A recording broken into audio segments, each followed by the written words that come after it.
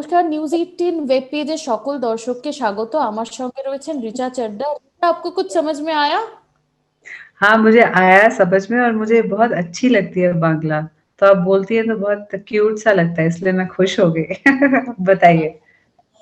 आप बताओ, आज आपकी मूवी रिलीज हुई है एंड मैडम चीफ मिनिस्टर, आपने इस दौरान पे शूट किया जब मतलब लॉकडाउन का फेज शायद ही ओवरकम हुआ था। पहली बात मुझे बताओ, वो अनुभव कैसा रहा? नहीं, ये फ़िल्म लॉकडाउन से पहले शूट हुई थी। ये फ़िल्म इनफैक्ट पिछले साल रिलीज़ होने वाली थी जुलाई-अगस्त में, क्योंकि तैयार थी और पर अभी जो निर्माता निर्देशक ने उन्होंने सोचा कि जब हॉल्स थोड़े खुल जाएँगे उसके बाद हम रिलीज़ करेंगे। उनको रुकना पड़ा कोरोना की वजह से। तो फ़िल्म हमने बिल्कुल नॉर्मल सर्कमस्टेंसेस में शूट की थी। और प्री ये कोरोना। आप करेक्ट, प्री कोरोना और पोस्ट कोरोना एक बहुत डिफरेंस है। ऐसे प्रमोशन करना सरियल लगता है, अजीब लगता है, मतलब जो ऐसे कभी पहले तो ऐसा होता नहीं था। जी, अजीब लगता है। और ये भी बहुत अजीब लगता है कि शुरू के 2 मिनट इसी में निकल जाते हैं। Can you hear me? Can you see me? थोड़ा राइट, थोड़ा लेफ्ट, आवाज़, नेटवर्क ये सब। किसी से भी देखिए मिल के बात करना ऑब्वियसली इट्स बेटर। आपको वो चीज़ें याद रहती हैं। मुझे याद है आपने एक बार मेरा इंटरव्यू लिया था, उसमें मैं रो दी थी। तो करेक्ट, ये मसान के टाइम पे। हाँ, मसान के टाइम पे, करेक्ट। तो वो सारे एक्सपीरियंसेस वर्चुअली थोड़े-से मुश्किल हैं। बट अभी यही है तो यही है। आपने शूट भी शायद स्टार्ट किया है। ये मतलब 500 बार एक चीज को सैनिटाइज करना and wearing mask, taking out mask means it is difficult to concentrate as an actor. अभी मैं एक प्रोजेक्ट शूट कर रही हूँ, वहाँ सब ऑब्वियसली प्रिकॉशंस लेते हैं और टेस्टिंग होती है वगैरह-वगैरह। तो आई थिंक मेकअप जो है या तो आप मलमल बाँध सकते हैं मुँह पे या मास्क बहुत लाइट सा पहन सकते हैं। वैसे सबको आदत हो गई है तो ब्रश लेके मेकअप वगैरह जल्दी तुरंत ठीक कर देते हैं। अभी क्या करें, काम भी करना है और लोग एक्चुअली रियलाइज़ नहीं करते कितने लॉकडाउन में हर शो लोगों ने देख लिया, हर चीज़ देख के खत्म कर डाली। इतना सारा कंज़म्पशन हुआ है कंटेंट का। तो हम पे भी प्रेशर है कि जल्दी-जल्दी चीज़ें बनाएँ ताकि दर्शक एंटरटेन रहें। और ये आई थिंक ये सारे प्लेटफ़ॉर्म, सारे प्रोड्यूसर्स ये फ़ील कर रहे हैं। रिचा, आपकी अगर हर प्रोजेक्ट्स की बात करूं मैं, आपने हमेशा कंटेंट को आपने इम्पोर्टेंस दिया है। और मैडम चीफ मिनिस्टर में आपकी जो बॉडी लैंग्वेज है, आपकी जो तैयारी है, मतलब ये जो एक ऐसा किरदार है, आप थोड़ा ज्यादा करोगे तो ओवर द टॉप हो सकता है, या फिर आप फोर्स भी आपको देना है। ये जो बैलेंस आपने स्ट्राइक किया जो बहुत लाजवाब है, कैसे किया आपने? व्हाट वाज योर प्रिपरेशन है? मैं बस उसके हेड स्पेस में जानना चाहती थी, किरदार किस तरह से सोचता है, वो ऐसी क्यों है जैसी वो है, अग्रेसिव क्यों है, थोड़ी खुरदरी भाषा क्यों बोलती है, उसकी लाइफ में क्या घटा है उसके साथ, उसका बैकग्राउंड क्या है, ये सारी चीज़ें इंसान को बनाती हैं। तो इसलिए मैंने सोचा कि मैं ज़्यादा मेंटल वर्क करती हूँ, कुछ किताबें भी पढ़ी, दूसरे पॉलिटिशियंस की जो स्पीचेस वगैरह जो वो लोग डिलीवर करते हैं, वो भी सुनी। तो मुझे लगा इसमें बहुत कुछ करने को मिलेगा और मैंने किया भी, कहीं एक्सेंट के साथ थोड़ा-सा प्ले किया, कहीं मतलब क्या कहीं कुछ बिल्कुल सुपरफिशियल या फिज़िकल सी चीज़ सीखी जैसे कि बाइक चलाना। पर अगर हम देखें तो किस तरह की लड़की होगी वो कि वो बाइक चलाती है और टॉमबॉय की तरह उसका गेटअप है। तो ये सारी चीज़ें मेंटल प्रिपरेशन का काम करती हैं। Sorry. And with along with the film you see कि आपके बाल भी बड़े हुए, you became a bit girly, मतलब वो भी आपका एक ट्रांसफॉर्मेशन था। आई थिंक वो थोड़ा-सा टाइम लैप्स दिखाने के लिए क्रिएटिव कॉल लिया था, क्योंकि वो मैंने बाल तो कटाए नहीं थे, विग का इस्तेमाल किया था। और जो एंसेम्बल है, क्या बात है, मानव कौल, सौरभ शुक्ला, आपको मजा आया काम करने में? बहुत मज़ा आया, वो सब बहुत ही मंजे हुए कलाकार हैं, खासकर सौरभ सर के साथ तो मैंने दूसरी फ़िल्में भी की हैं, बहुत मज़ेदार है और दोनों मानव और सौरभ शुक्ला जी किताबें लिखते हैं, पढ़ते हैं, डायरेक्शन करते हैं और एक्टिंग करते हैं, तो उनके साथ एक्टिंग करना काफ़ी मुश्किल है, कि वो बहुत आसानी से चीज़ें चेंज कर लेते हैं और कुछ नया कर देते हैं। तो मतलब हाँ, मुझे खुशी भी हुई। अक्षय ओबेरॉय इस फ़िल्म में एक नए एक्टर हैं, बोलो रामदास, एक एक्टर है निखिल। तो ये सारे जो हैं ये फ़िल्म को बहुत जान द देते हैं और उनके साथ काम करना आसान नहीं है। बहुत ही अच्छे कलाकार हैं। एक्चुअली कहीं पे आसान भी है और मुश्किल भी है, शायद इन दोनों का बैलेंस है। जी, आसान नहीं क्योंकि आपका काम आसान हो जाता है, सामने वाला अच्छा काम करता है तो। बिल्कुल। ऋचा, मैं आपसे पूछना चाहूंगी, जिंदगी के काफी दौरान में हम मिले हैं, बट हुँ। अभी जब ऑलमोस्ट आई गेस 13 साल हो गए हैं आप एक्टिंग कर रहे हो, if I am not wrong, it is 13 plus और समथिंग। जी, 2008 में ओए लकी आई थी बट यस। उसके बाद फ़िल्मों का पक्का नहीं था। पर जो गैंग्स ऑफ वासेपुर है जिसको मैं अपनी असली शुरुआत मानती हूँ, 2012। जब मैंने डिसाइड किया था कि मैं बॉम्बे जाऊँगी, वहीं रहूँगी, ऑडिशन दूँगी, तो हाँ, उस बात को भी देखिए 8 साल 9 2021 ओह! 9 साल हो गए हैं, गैंग्स ऑफ वासेपुर 2012 में आई थी। तो हाँ, ये काफ़ी अच्छा दशक लगता है मेरे लिए रहेगा ये। ओए लकी लकी ओए में आपको देख के सब बहुत चौंक गए थे, means it was a part precisely, शायद सब कोई मतलब टूट पड़ेगा ये रोल करने के लिए, ऐसा नहीं है, बट आपने जो आइकॉनिक बनाई चीज को, आपको अच्छा लगता है कि वो आपके लिए डेब्यू फिल्म थी। जी, बिल्कुल, वो मेरी अभी भी one of the favourite films है। इनफैक्ट वो मेरी दिबाकर बैनर्जी की भी फेवरेट फ़िल्म है, जो कि बहुत ही अच्छे निर्देशक हैं।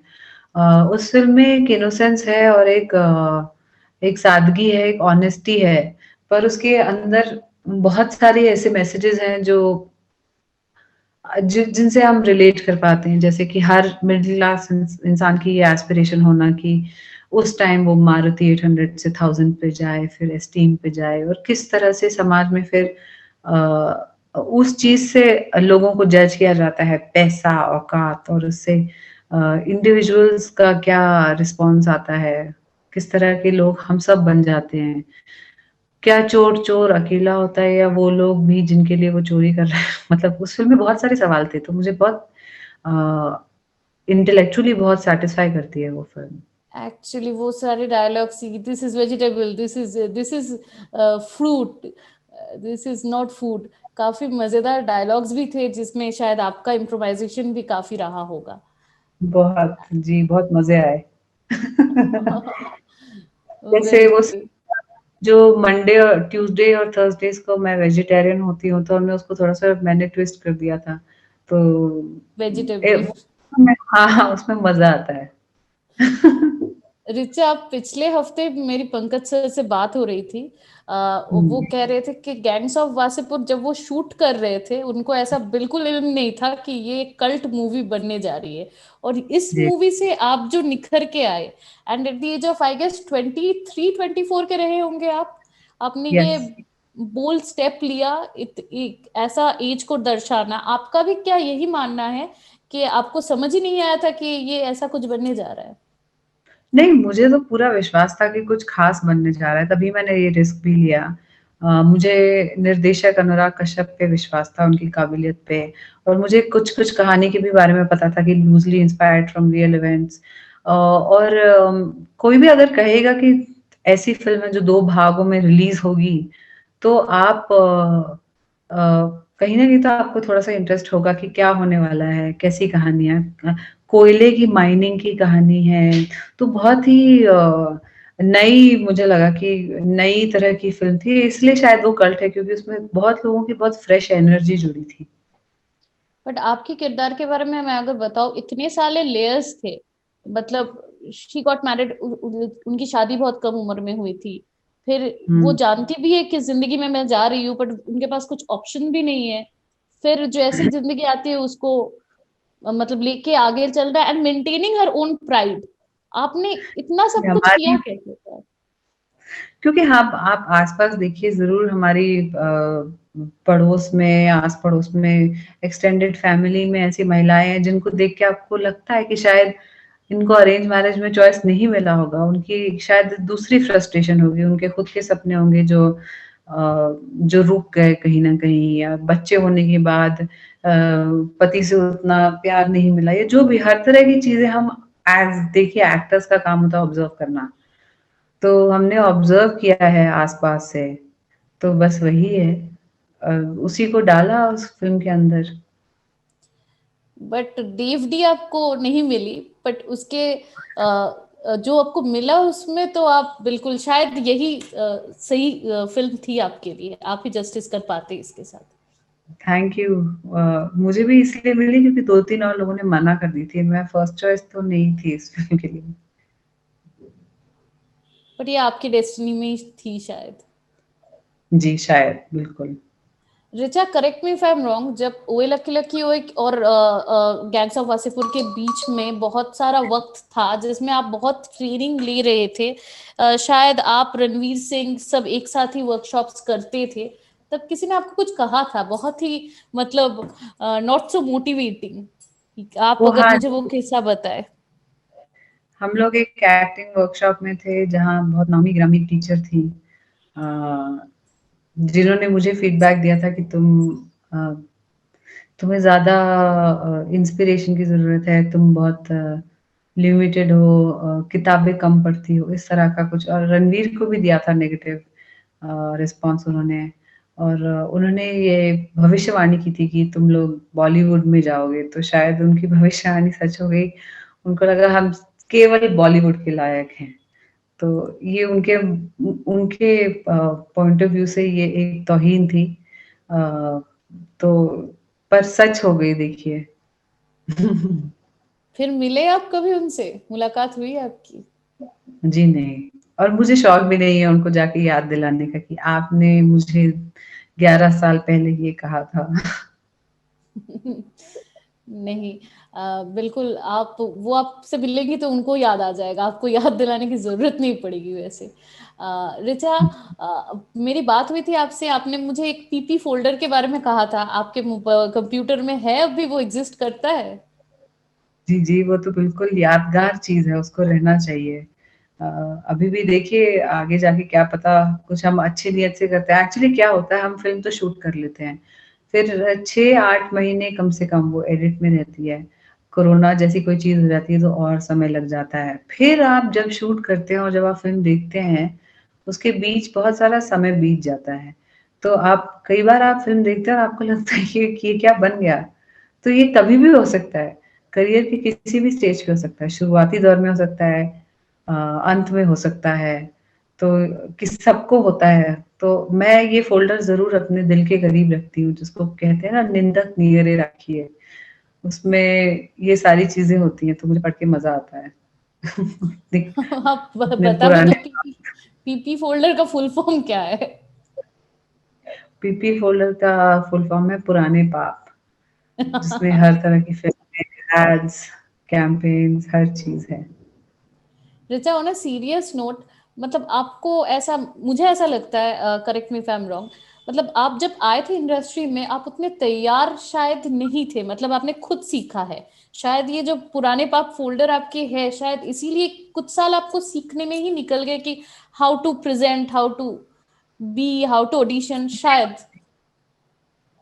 ये देखिए ये आउटसाइडर्स की कॉमन प्रॉब्लम है। जब हम आते हैं इंडस्ट्री में तो हमें ना बहुत ज़्यादा ग्रूमिंग का आइडिया होता है, ना बहुत ज़्यादा हमें स्क्रिप्ट क चूज़ करने का दिमाग होता है। ना हमें पता होता है कि नेटवर्किंग कैसे करें, पीआर कैसे करें। तो ये सारी चीज़ें होती हैं, इसलिए टाइम लग जाता है। मैं अपने एक मेल एक्टर्स दोस्त से बात कर रही थी जिन्होंने मुझे कहा कि उन्हें कम से कम 10 साल लग गए फ़िल्म इंडस्ट्री में उसका सिस्टम समझने के लिए। फिर मुझे लगा कि हाँ, ये सच है। It takes time for you to find what you want to do, for you to understand who you are. ये सारी चीज़ें आपको समझने में टाइम, बिकॉज़ ये दुनिया बहुत लुभावनी भी होती है, तो आपको कहीं न कहीं डिसाइड करना पड़ता है कि आपको क्या चाहिए। उस सब चीज़ में टाइम लगता है। सॉरी। बिल्कुल, नवाज सर ने बहुत बार ये कहा है कि उनको पहले तो बहुत गुस्सा आता था ये देख के कि उतने अच्छे भी एक्टर्स नहीं है जिनके लिए सब कुछ बफे में सजाया हुआ रहता है, अभी गुस्सा नहीं आता। आपको कभी बुरा लगता था इस बात से? नहीं, मुझे बुरा भी नहीं लगता, गुस्सा भी नहीं आता, क्योंकि मुझे लगता है कि हमारी जो सोसाइटी है उसमें ये एक बहुत ही कॉमन प्रथा है कि अगर कोई दुकान चलाता है तो उनका बेटा भी दुकान चलाता है, फैमिली बिज़नेस, जो डॉक्टर का बेटा डॉक्टर, और इस तरह की सोसाइटी है। कहीं न कहीं इसमें कास्ट सिस्टम का भी हाथ है कि हमारा मेंटल मेकअप ऐसा हो चुका है कि ज़्यादातर हम पेरेंट्स के वी फॉलो देयर पाथ। तो मतलब इसमें मुझे आश्चर्य नहीं होता, ना मुझे गुस्सा आता है। कभी-कभी हँसी आती है बस, क्योंकि बहुत उन उन बेचारों पे भी बहुत प्रेशर होता है। उनको बचपन से ग्रूम वगैरह किया जाता है, तो इसलिए। उनके ऊपर एक लेगेसी का भी प्रेशर शायद होता होगा, प्रूव करने बिल्कुल, का। बिल्कुल। जी। ऋचा, आपसे बात हो रही है और अगर मैं एक के बाद एक चीज याद करूं और भोली पंजाबन की बात ना हो तो ये शायद गुनाह होगा। आपका सबसे फेवरेट किरदार मेरे लिए है, आपका भी शायद one of the most favourite ही होगा। मतलब आपने क्रिएट कैसे किया इतनी बेबाक एक औरत जो लड़कों को डराती है और नाइजीरियन से काम कराती है, and she is very organised कि उनको पता है कैसे ये बिजनेस चलता है। मतलब हाउ वाज द प्रिपरेशन और how you got in the head of the person, मतलब कैसे था? आई थिंक ये तो पूरा क्रेडिट इसमें निर्माता मृग को आता है, क्योंकि वो लेखक भी हैं फ़िल्म के। विपुल विग और मृगदीप दोनों राइटर्स हैं फ़िल्म के। उन्होंने जिस तरह से उसको लिखा है किरदार को, उसको किसी भी दूसरी तरह परफ़ॉर्म करना मुमकिन है। जैसे फर्स्ट पार्ट में उसको ऐसे इंट्रोड्यूस कर देते हैं, भोली चिड़िया चील है, कॉफ़िन में आके कितने धमाकेदार तरीके से उसकी इंट्रोडक्शन होती है। तो बस यही है इसमें सबसे बड़ा हाथ अच्छे कैरेक्टर्स मिलने में राइटर का होता है, कि वो कैरेक्टर को कितना डिफाइन करता है, कितना अंडर रिटन होता है कैरेक्टर, उसकी छोटी हैबिट्स क्या हैं। तो उस सब में अच्छा राइटर, अच्छा एक्टर जब मिल जाते हैं तो मैजिक होता है। तो इसमें तो मैं क्रेडिट उन्हीं को दूँगी। और मुझे भी ऐसा लगा था जब मैंने पहली बार पढ़ा कि मैंने किसी फीमेल को ऐसा रोल करते हुए नहीं देखा। तो मुझे काफ़ी आई एन्जॉय प्लेइंग ग्लैमरस होली, डॉन। और तीसरी इंस्टॉलमेंट हाँ, ग्लैमरस हाँ, ग्लैमरस डॉन कह सकते हैं। अभी तीसरी इंस्टॉलमेंट बनने वाली है, तो I am again very excited for it. Richa, जब भोली पंजाबन की बात होती है तो अली से आप इसी फिल्म में मिले थे, और अगर लॉकडाउन नहीं होती तो शायद आपकी शादी हो जाती इस दौरान। मीन्स तब भी you stroke a balance with Ali during the shoot, और मतलब अली को लगा था कि आप उतने अप्रोचेबल नहीं हो, कैसे था, मतलब तभी की बात है ये?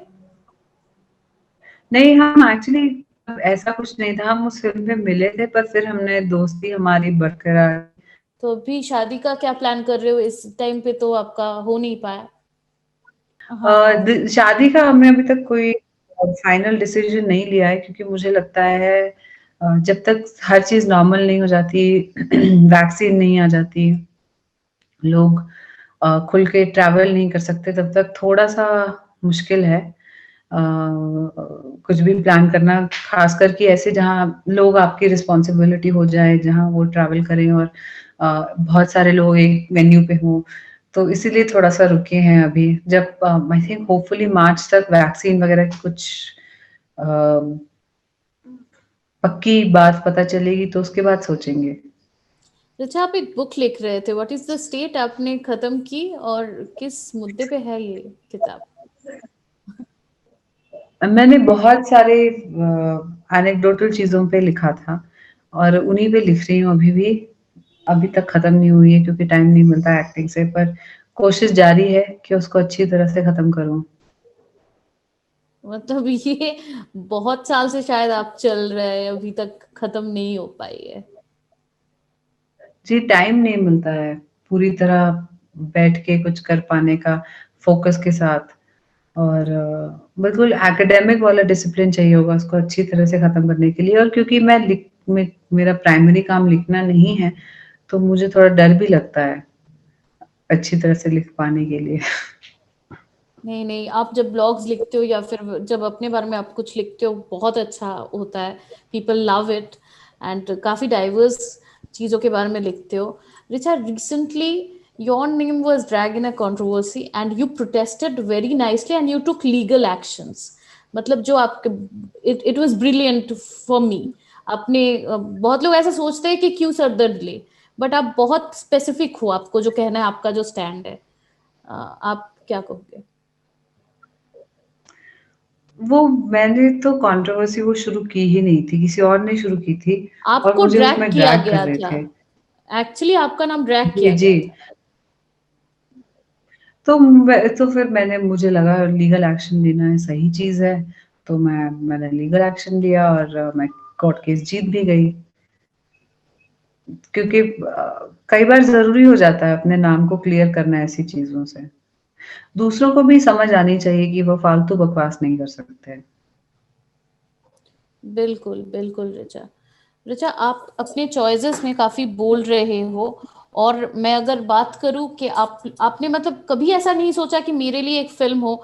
आप काफी ensemble में नजर आए हो, एंड आर यू हैप्पी? मतलब अभी जैसे बाकी Bhumi, Taapsee and all, they are choosing the ways, the parts जो आपने बहुत पहले चूज किया। आपको लगता है आप समय को पहले प्रेडिक्ट कर पाए थे? हाँ, शायद मैं ज्योतिषी हूँ। बिल्कुल मुझे लगता है कि मुझे लगा था कि ऐसा एक दौर आएगा जहाँ ऐसी फ़िल्में बनेंगी और मुझे बहुत खुशी है कि अगर भूमि, तापसी और बाकी की सारी एक्ट्रेसेस अब एक्सपेरिमेंट कर रही हैं बिकॉज़ उससे स्पेस बड़ा होता है सबके लिए। तो ये एक अच्छी चीज़ है और हमें इसमें एक-दूसरे को सपोर्ट भी करना चाहिए और एक-दूसरे की फ़िल्में भी देखनी चाहिए और एक सॉलिडैरिटी बनानी चाहिए। बिल्कुल। आप एकदम, आप बहुत जल्दी में हो और मुझे आपको छोड़ना भी है, बट मैं अगर मैं जाते जाते मैं मसान के बारे में बात करनी चाहूंगी। शायद वो एक आपको आइडेंटिफाई करने वाली एक मूवी है, जिससे आप क्या हो और क्या क्या आप कर सकते हो। गैंग्स ऑफ वासेपुर में आप हमने देखा था, बट मसान एक बहुत ठहराव वाला परफॉर्मेंस था आपका। उसकी क्या मेमोरीज है? आपके दिल में अभी भी रह जी। गई है वो बात? जी, वो रहेगी, वो बहुत ख़ास किरदार है और उसका उस फ़िल्म का रिसेप्शन, उस फ़िल्म की मेकिंग, हर चीज़ हर इंसान के लिए ख़ास है क्योंकि कहीं न कहीं वो हम सबका एक बहुत करियर की शुरुआत का इनिशियल काम था। चाहे वो विक्की हो जिसकी पहली फ़िल्म थी, श्वेता हो, अ, नीरज हो, वरुण हो बतौर राइटर, वरुण निर्देशक भी बन रहे हैं। तो बिकॉज़ ऑफ दोज़ रीज़न्स मुझे बहुत खुशी होती है कि हम लोग अभी भी टच में हैं और वो फ़िल्म सबको कितनी पसंद आती है। I find that very heartening. And that will be your the most special film. आपके लिए वही सबसे स्पेशल है, आपके आपके हिसाब से, आपके फिल्मोग्राफी में? जी, बिल्कुल, मसान एक स्पेशल फ़िल्म है, गैंग्स ऑफ वासेपुर एक स्पेशल फ़िल्म है, ओए लक्की और अब ये मैडम चीफ मिनिस्टर, ये सारी मेरे लिए बहुत ख़ास हैं। इनकी मेकिंग में मैंने भी बहुत कुछ सीखा। रिचा, ये पैंडेमिक सिचुएशन में हमने बहुत ओटीटी देखा, एंड आपने भी कहा कि हम बहुत कंज्यूम कर चुके हैं, बट ओटीटी का पायनियर आप, मैं आपको कह सकती हूँ। इनसाइड एज जब आपने स्टार्ट किया था, आपके पास कोई एग्जाम्पल नहीं था कि क्या होता है, कैसे होता है, एंड अभी यही स्पेस शायद बहुत बड़ा हो चुका है। आई यू ओके विथ ओटीटी? आपको लगता है कि ये को एग्जिस्ट कर सकता है? बिल्कुल, मुझे लगता है कि फ़िल्म और ओटीटी तो बिल्कुल साथ-साथ कोएग्ज़िस्ट करते हैं और करते भी हैं। ज़रूर एक-दूसरे को बेहतर बनाते हैं। फ़िल्मों की राइटिंग बेटर हुई है जब से ओटीटी में अच्छे राइटर्स आए हैं, क्योंकि फिर उनके साथ हम बहुत सारा अ ह जो बोलते हैं ओवरऑल रिसर्च और राइटिंग बेटर हुई है। परफ़ॉर्मेंसेज़ बेटर हुई हैं, ओटीटी से बहुत सारे नए चेहरे आगे आए हैं। तो अगर मुझे लगता है फ़िल्म को नहीं, टीवी को ओटीटी से ज़रूर खतरा है। और फिलहाल आप एक होटल रूम में हो और आप किसी की शूटिंग कर रहे हो, क्या क्या प्रोजेक्ट्स आने वाली है? मतलब फिलहाल भी क्या शूट कर रहे हो, अगर आप बताएं। मैं शूट कर रही हूँ एक शो जिसका नाम है कैंडी। अ, उसके बाद मैं फुकरे 3 की शूटिंग में जाऊँगी, फिर एक और शो है। 2-3 शोज़ कर रही हूँ और फुकरे 3 कर रही हूँ और साल के एंड में कुछ और दूसरा करने की सोच रही हूँ। और फाइनली ऋचा, मतलब ये लास्ट क्वेश्चन रहेगा मेरा, मैं जितना आपको समझ पाई हूँ आपके एक्टिंग के थ्रू, आप फाइनली गोल कुछ है, आप कभी डायरेक्शन में आना चाहते हो, आप कहानी बताना चाहते हो, थिएटर बैकग्राउंड से हो आप? एक्सक्यूज मी, नहीं, मुझे नहीं लगता मैं कभी डायरेक्टर बनना चाहूंगी, क्योंकि बहुत ही मुश्किल काम है। ओह गॉड यार, बहुत ही मुश्किल काम है। डायरेक्टर होना बहुत ज़्यादा कमिटमेंट का काम है, स्क्रिप्टिंग, एडिटिंग, हर चीज़ में आपको बैठना पड़ता है। तो मुझे नहीं लगता मेरे में उतनी पेशेंस है कि मैं डायरेक्शन कर पाऊँ। आप बोल देते हो आपको जो बोलना है ऑन दी फेस। नहीं, वो डायरेक्शन में बहुत ज़्यादा मेहनत लगती है, मैं नहीं कर सकती। मैं I like to be an actor कि आप आए, थोड़ा-सा अटैच हुए, then you move on to the next thing या व्हाटएवर विल बी। हाँ, वो डायरेक्टर होना बहुत हार्ट ब्रेकिंग काम भी है। एक्चुअली हार्ट ब्रेकिंग काम तो है। Richa, thanks a ji. Lot हमारे साथ बात करने के लिए। मैडम, चीफ मिनिस्टर थैंक्स बहुत अनन्या। अच्छे से चले, बट इसके साथ काफी चीजें भी जुड़ गई है, शायद आपकी कंट्रोवर्सीज भी आ रहे, आप अपने आप को काम रख रहे हो, पूछ रहे हैं लोग शायद सवाल बहुत ज्यादा। जी हाँ, मुझे लगता है लोग पता नहीं, डायरेक्टर प्रोड्यूसर से ज़्यादा एक्टर से सवाल पूछते हैं। अ, उस चीज़ का मेरे पास कोई जवाब नहीं है। तो आई थिंक कंट्रोवर्सी, जब भी आप कुछ पॉलिटिकल या उस तरह का कुछ बनाते हैं, तो कंट्रोवर्सीज़ होती हैं। It's part of the game, it doesn't really affect me.